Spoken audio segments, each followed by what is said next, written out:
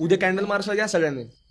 हा, स्त्री रक्षणासाठी सोन्याची लंका जाळणाऱ्यांचे वंशज आहेत आपण. ह्या मेणबत्त्या कसल्या पेटवताय? महाराज तुम्ही? खबरदार मला महाराज म्हणाल तर.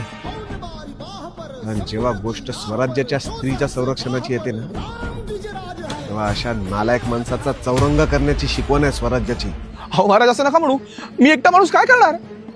जर एक स्त्री या स्वराज्य निर्मितीचं स्वप्न पाहू शकते, आम्ही केवळ 16व्या वर्षी रायरेश्वरावर जाऊन स्वराज्याची शपथ घेऊ शकतो, तर मग तुम्ही का नाही करू शकत?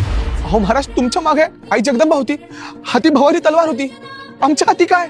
अरे मग आमच्या वैचारिक तलवारीचं काय?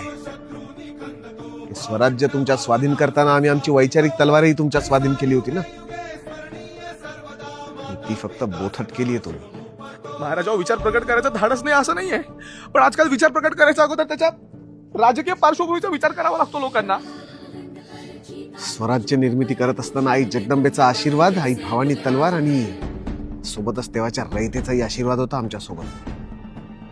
जर स्वराज्य घडवायचं असेल ना, तर रयतही तशी लागते.